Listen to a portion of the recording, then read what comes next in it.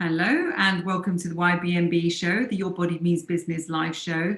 Those of you who follow us, and there are quite a lot of you now, we just hit 30,000 views actually, will know that we do three subjects. We run this live Mondays, Wednesdays, Fridays. Mondays we talk about things to do with business, body, and Wednesdays we talk about mindset, and Fridays we talk about things to do with business. And sometimes I'm lucky enough to have a guest on to help me talk about the subjects of the day. And today's subject is about writing books and the benefit of that to business and careers. And so I really couldn't get anyone better to help me with that than Mindy Gibbins-Klein. So hi, Mindy. Thanks so much for joining us. It's my pleasure to speak with you today, Angela. So we've known each other quite some time, and let me just give a little bit of background about you from my perspective, Mindy. Mindy is a publisher and a founder of a company called The Book Midwife that I know, and you can tell us a bit more in a minute, Mindy, that has helped over 1,000 people to write their books. I first met Mindy when I decided I wanted to write my own book, and she helped me number one, inspired me to do it, and number two, helped me to do it. I saw her first speaking on a stage where I thought, that sounds quite feasible and I'd love to work with Mindy. So I pursued her and she helped me write my book and then the second one. And it really, really helped the profile of my business at the time. And it gave me something very tangible to sort of give out and make a fantastic impact, which is what I wanted to do. And I think so many people in business want to do. So Mindy, without further ado, maybe tell us a little bit more about that, the general background, and then we can perhaps go into the technicalities of how to write a book and wherever else it takes us. Okay, so my background was in marketing and coaching, and I was happily running my marketing consultancy and my coaching company when my first book came out.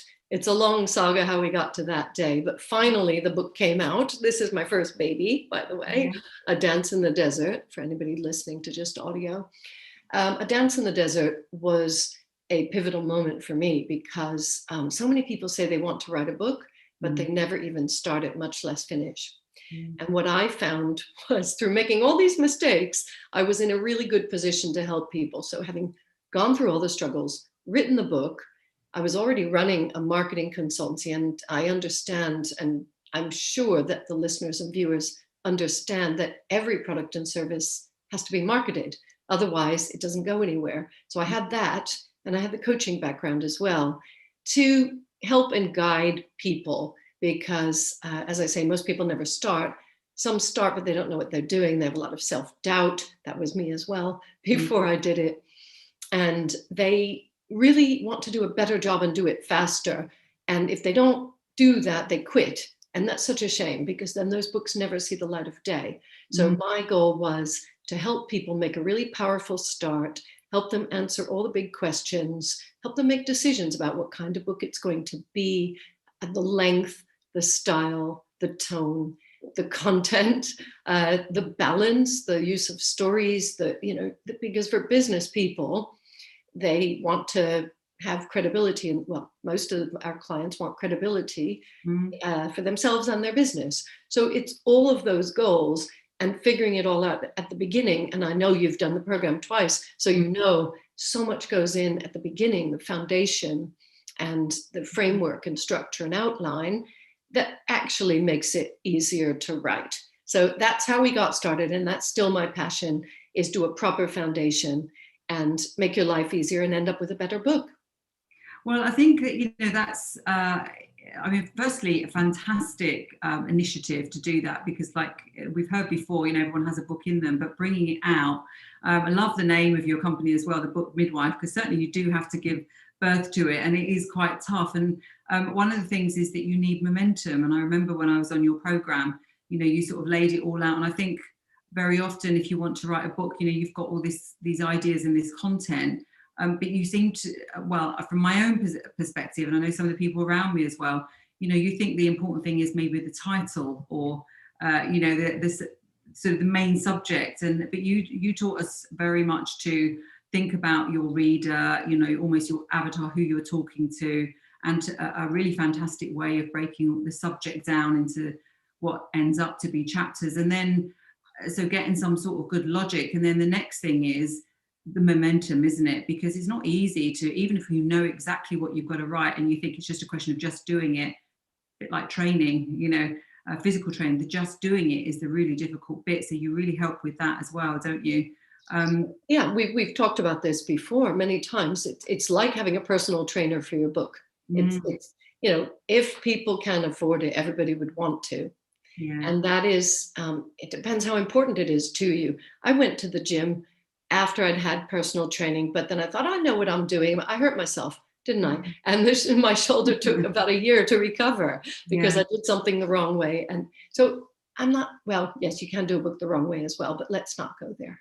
Yeah, well, it's so fabulous, you know, for you as a writer when you've actually achieved it and you're a published author as such. I mean, that's a phenomenal milestone in anyone's life, so I can sort of vouch for that. And but you, like I say, you can really do some great things with your business because it raises the profile of your business and you as a sort of an expert in your niche, doesn't it? So tell us a little bit more about that, because maybe business owners or people in businesses who are experts will think, yeah, you know, it sounds nice, but do people really read books? And, you know, secondly, I'm too busy. How am I possibly going to do it? I mean, what would you say to things like that? Well, it depends how important it is to you. Just like anything in life, we do those things that are important where we have a high level of motivation. It's a high priority goal, and we find a way to do it. I'm sure all the listeners would agree that the things they've achieved in their life so far, life, career, health, has been because it was important enough. And until it is, people don't do it. So that's the first thing I would say. Yeah. And I know I've said that twice now, but that level of motivation is key. And if somebody's kind of like, oh, well, my business coach tells me I should have a book, that's not a good reason. Or everybody seems to be doing a book. Don't do it because everybody's doing it. Do it because you feel inside that you would like to have the fulfillment of having written your own book that you're proud of, and that is actually doing many things for people, teaching, inspiring, maybe entertaining, and it's sharing a piece of you with people who will never get to meet you. Can I talk about 2 or 3 benefits and show some of the books? So many people want to be speakers, professional speakers, public speakers. And it seems that there's more and more people who are speaking, want to be speaking. So how do the organizers choose speakers? We know for a fact, and we've seen so many studies and tested it ourselves, that the authors of good books, let's call them thought-leading books, those authors are invited to speak more often than people who don't have a book or a great book, and they get a higher fee. And that is important to some people. So, you know, think about yourself. If you're impressed when someone's written a great book and you get to meet them, you read the book, you go, wow, you know, I would love for them to work with me. That's how the meeting organizers and conference organizers feel. I have to tell everybody about my best ever gig, best ever, that when my 4th book was coming out, it was my first book on thought leadership. And it was a real departure for me. It was a very exciting moment. And I asked the PR company to do extra work. So you do need PR and marketing, as we've said. So we put a lot of effort into it. They sent me a list of conferences and I said, get me into this one, this one, this one. I said, and the one in Hawaii. It was a bit of a joke. I was flabbergasted when we got the invitation from the governor of Hawaii for me to speak at the International Women's Leadership Conference, right when the book was coming out. Perfect timing. That was this book, 24 Karat Bold, which is probably still my flagship book. Most people know about that book. I've read that. It's great. Oh my gosh, you've read that one. 1,000 women and some men in the audience. Brilliant gig, all expenses paid. 3 nights at the Sheraton. Time of my life. I'm still trying to replicate that gig. But that would not have happened if I hadn't published that book, because that was the hook. The book is a hook. And I wish I made up that phrase, but I didn't. I'll show you something that happened just last week. Jeremy Blaine brought out a book called The Inner CEO.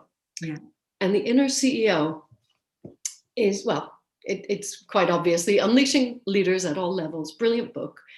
And we put so much into the launch day. I always say to authors and would-be authors, look, the launch is just one day. It's kind of like your wedding is one day, and then don't forget about the marriage, you know. So the book launch was exciting, and he did so much publicity that he attracted 3 prospective clients who wanted to speak to him that day. He found the time and he closed all 3 clients on business that day. And, you know, we hear these stories, but everywhere I go, I hear people getting business from a book. So I'll stop there. I know there's so much more to talk about. I don't know where you want us to take the conversation, but I have literally seen millions of book sales, millions of dollars and pounds coming from writing a book. And it's just so rewarding for everybody. Well, I mean, we can probably go into the technicalities of how to write a book and how to get started later on. But, you know, just continuing on the theme for the moment of the benefits from a business perspective when you do write one. And like I say, you don't have to own a business. You know, you can be sort of an entrepreneur. You can be in any sort of field, really, because people write books on all sorts of niches, obviously. We'll come on to that as well. But from a PR perspective, I know when I launched my book, what I did was I had a number of offices all around the country. And so what we decided was we were going to hold mini launches of the book, you know, when we first brought it out. And that was so successful in terms of our community and our client base as well, and prospects, because, you know, it gave us an opportunity to invite them all along. They weren't high cost events either. You know, they were in all different places. One was even in a shopping centre. And, you know, another one was in someone's office, and one was just outside Waterstones, and the Waterstones people all came out. It was a great opportunity for us to really engage with our clients and prospects, and also the staff loved it as well, because we actually did sort of little mini competitions. So that was a great opportunity for us. And the other thing these days is that everybody is sort of trying to step up their social media content, and it gives you a lot to talk about, really tangible things to talk about, not in terms of a hard sell, but you know, you can start to feature a paragraph, a chapter at a time. You can start to do an audio version, as I did. I put mine on Audible, and then I started to read it, and then little excerpts of that went on to social media. So it gives you tremendous content, and it enables you to crystallize your thoughts as well in your niche, where, you know, they may be a little bit sort of nebulous up until that point, but it makes you, as you say, you know, you become a thought leader because you're forced to do that thinking as a result of writing it. And I think what can happen is that you set out to write a book about one thing, and because, you know, you have to do that thinking, you actually end up with either a different slant, or even the book's on a different thing. I mean, what do you think of that? Not always. Some people really stick to their plan. And so it depends. Some people are very precise and they follow the plan, and that's the book. The thing is, it does spark off different thoughts, ideas, insights, and you can end up with a lot more than a book. You and I know Penny Power. I always like showing this book. Business is Personal. Yeah. A really, really great book for anybody who's a founder of a business, or a solopreneur, or somebody thinking of having a business, because, you know, that was very important to her to get the message out. But what's happened since then, she's created another whole business based on it. Yeah. And I'm a member of her new business, which is called Business is Personal, funny enough. Yeah. And the scope is unlimited. This is the great thing. But most people really, you know, they've got their blinkers on, blinders for my US friends, and we don't see what's outside of that. We just see, well, you know, maybe I can produce a book next year or whatever. But having guidance, having, you know, all the possibilities still open is an exciting place to be. And how do people sort of decide on subjects? Because a lot of people may be thinking, well, I'd love to write a book, but I don't really know what to write about. Who's going to want to read my book? You know, I'm a generalist. It needs to be highly technical. All of those things that people would probably hold people back. And I'm sure you've come up with you've seen lots of other reasons that hold people back. How do you think about what to write? There are a lot of reasons, fears, if you want to call them that. Some are excuses because of the fear. You know, oh, I'm too busy. You know, nobody's too busy to do it the way we do it, which is very part-time. But the legitimate fear, I think, is, you know, I don't know what to say, and I don't want to make myself look stupid, and I don't want to be embarrassed in the market. That's legitimate. That's real. Yes. You do not want to put something out there that reflects badly on you and your brand. I get that. Some people are petrified to even put one post out on Instagram, let alone write a book. Yeah. Yeah. Yep. So the way I explain it is, let's say you were going to have a baby. So to continue with the book midwife metaphor, it is very scary if you've never had one before and you're picturing all sorts of things, and meanwhile you're not even pregnant yet. And for people who go through IVF, this is our best analogy ever, is they really need a lot of guidance and hand-holding and what can happen and how to make it more successful and whatever. Not that I've been through it, but one of my sisters did. Yeah. And that's where we step in. So right at the beginning, I have 105 coaching questions that I can draw on. You've experienced many of them. And that is the key. You're not on your own. So my best advice to people watching and listening is don't assume you're on your own. Don't try to do it all yourself. Figure it all out yourself, because there are a lot of different ways the book could turn out. There are a lot of choices to make, decisions to make. And there are people who can help with that. This is the thing that's not known, because the thought of writing a book, people think, well, let me do what I can and then toss it over the fence to some editor who's going to fix it. Yeah. That's not the way I would do it, because if you have done that, you've probably taken 9, 12, 15 months putting something together. And then what if that editor marks it all up in red and says, add this, change that, expand that, remove that, research this, and, get rid of chapter 6 and blah, blah, blah. And it's just so demoralizing that most people won't do it. And so then the book never goes beyond that point.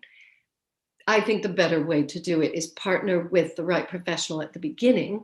And our method has won many, many awards. It's just one of many ways to get help, but get help early.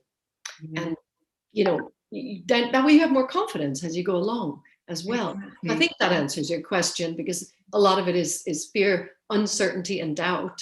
Yeah. And if they can't think of a subject, or you can help them with those questions to sort of conclude what that subject is going to be. And the next thing as well is the sort of, does there have to be a need for this book, or could it just be that you want to write it because you're interested in it and it is your contribution to the world? I think you've answered the question, Angela. Yeah. So, and that is a need. That's an internal need. So it's very difficult to say what the market is for a book that hasn't yet hit the market. Any product, really. You might think, well, I'm going to do all this research, all these surveys. The market research tells me, doesn't tell you anything, because there's 2.5 million books, 2.5 million books coming out every year, and they all want to find a home. Yeah. And they all want book sales, and they're not all going to be bestsellers. It's just statistically impossible. So I suggest to my clients that you just take a deep breath, just relax, take a step back, and understand what's important to you. So it could be what Angela just said. It could be, I just really feel I want to put this out there. This is my contribution to the world. That is a valid reason. If there is a business reason, then the book needs to be approached in a business-like way. I've had so many people who have come to me after the fact. So, they've done what they can do. They've taken X amount of time, and they've presented me with a book that was 800 pages in length, or really off target, and then, it's not fixable. So it goes back to thinking about these things in advance. And if you are serious about having a book that builds your business profile and brand and builds you as a business professional, then do it properly. Get the best help so you can create the best book, so it can have its best chance in the market and give you the best ROI, return on your investment of time, effort, and maybe money. Yeah, so on the money side, so some people may come along and they specifically want to write the book to actually make some money and create a revenue stream. What do you think about that in terms of motivation and the chances of them actually generating a reasonable revenue stream? And how do you go about it to actually try and make, have a book that makes money? Well, you can make money in lots of different ways. So I'll remind everybody that it's not just book sales that are going to contribute to that return on your investment. And where people focus too much on that, how many books have I sold today and how much money have I made in royalties? And that's kind of sad because there's a whole lot more that can be done. There was a book here from, I don't have it in front of me.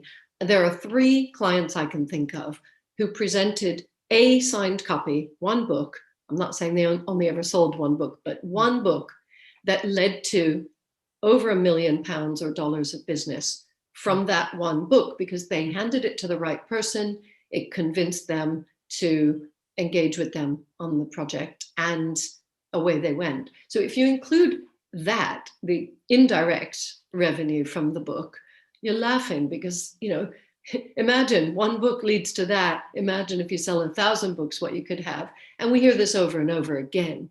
I have had so many requests for speaking, joint venture opportunities, business opportunities, and new clients because of my books. They're out there, and I give and sell copies when I can. Apologies, somebody keeps pinging me. And what I would like to encourage people to do is to think bigger. Just think bigger, because there's a whole lot more that you can do. And so it's not really about having your book in Waterstones or on Amazon, although it's obviously nice to have that, because then that helps you with part of your credibility. But I know you were always a big advocate of carrying your book around, having it on your website, mentioning it on your profiles, and, you know, all of that. What do you think about writing a series of books? You know, because you do you find that when people write one, they want to write another and another and another, or does it? Some people do. So we have 3 authors at Panoma who have written 3 books so far.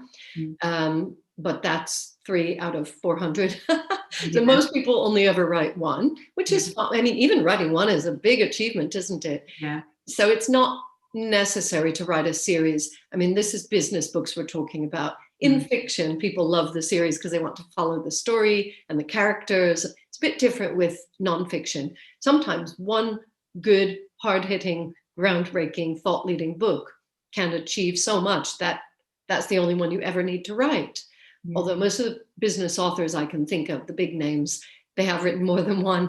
I think just because you get the bug, don't you? I mean, you want to write loads, don't you? Yeah. Exactly. Well, I think as well, I was super enthusiastic. I think when I wrote the first one, I thought, right, this is going to be a series of 6. And I wrote 2, and it was a bit more than, and to be honest with you as well, I think your thoughts do develop as you go along. And once I'd written the 2, I thought, you know what, I've done that subject. But yeah, I'm definitely going to write a book about my current subject area, as you know, but that'd be for another conversation. But in terms of the length of the book, you know, because that could be another thing that sort of worries people, that they don't want to write an 800-page book, but they don't have to be that long, do they? In fact, they shouldn't be. They shouldn't be 800. They shouldn't even be 400. And the books that we do are not even 300. So, you know, we've already taken it right down. I mean, this is one of the longer books that we've done. This one I've just shown, and it's only 240 pages. It's significant. It's substantial enough. It's enough. It's what it needs to be. My latest book, The Thoughtful Leader, I think it only has 140 pages. And yet it's brought me so many inquiries, so much business. It's as long as it needs to be. Does that help? Yeah. So, and in terms of practicalities then, so with your program, people can get their book completed, I think, was it in 13 weeks? Yes, absolutely. 90 days, 3 months, however you want to carve it up, from idea or many ideas to finished manuscript in 3 months, 90 days. Yeah. And I mean, some people would say, oh, you know, do people really read books anymore? They're so busy reading blogs and, you know, listening to podcasts and stuff like that. What is readership like these days? Are people still reading books avidly? I know I certainly am, but I just wonder.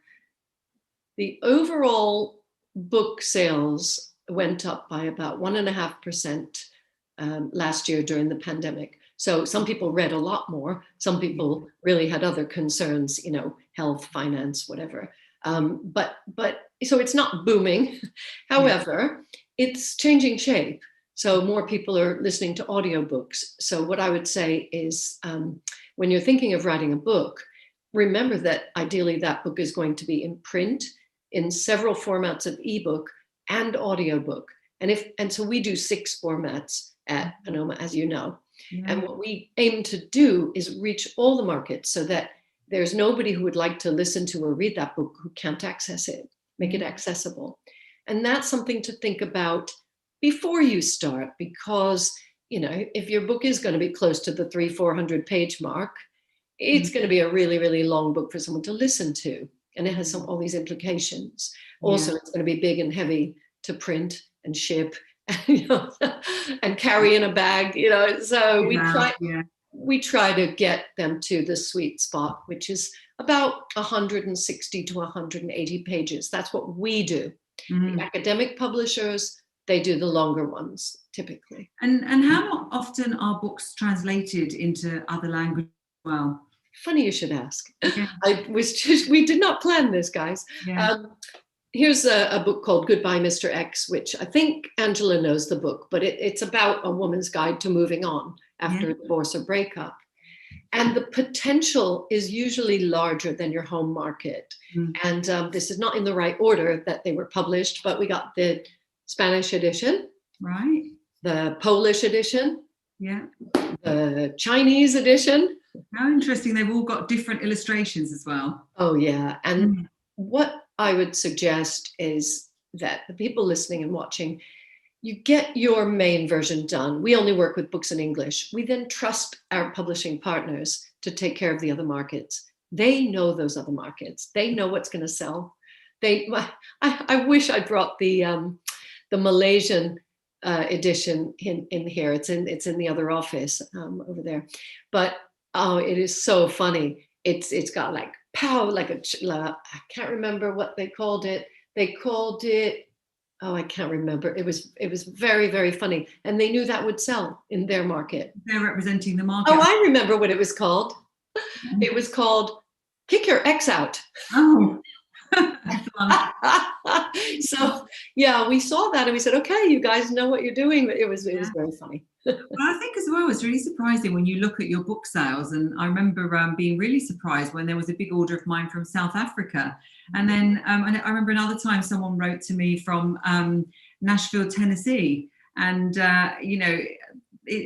she's actually continued to be a follower even with what I'm doing now. So you can reach parts of the world which you wouldn't expect to. And the purchases come from different places that you don't expect as well. Yeah. And you don't know where that could lead. And one of our authors had an inquiry from Japan, and the person had read the book in English, but in Japan, and said, I want to work with you, and flew over to the UK. And, just because of one person reading the book. These things happen all the time. It's so much fun. Actually, you reminded me, I had a contingent from the US government come over, and we hosted them in the office, and it was all because of the book. And then I signed the book for them all, and they took it back. And then we had a China contingent come over as well. Again, very interested in the book. So yeah, I think it's just something very tangible, and as we said at the beginning, stamps your credibility. So. So having whetted people's appetites about that, who are now keen to write a book, could we just leave them with obviously you've got this amazing program, so people can join you on that. We'll put a link in the notes, and they can inquire direct with you. But give us a few sort of little hints and tips to get them thinking anyway, so that they can leave this with some action to take. Sure. My best tip would be check in with yourself, because you're all good at that, and check in especially about your motivation level. I know now I've said it 3 times, because it's the most important thing. How much do you want it? Do you really, really want to have a book? Because yes, it requires some work. And if you really want it, I know you'll do it. The second tip would be, don't pin yourself down or narrow down your thinking too early. This should be liberating for a lot of people. Get a piece of paper out, or a Word document or something, and just put maybe at the top and play with ideas. Because where people get a bit silly and stressed out is where they think that when they write things down, they're making decisions. So I would say leave everything open until you're ready to narrow things down. Yeah. And we love it when people do our programs, if everything is still open and maybe.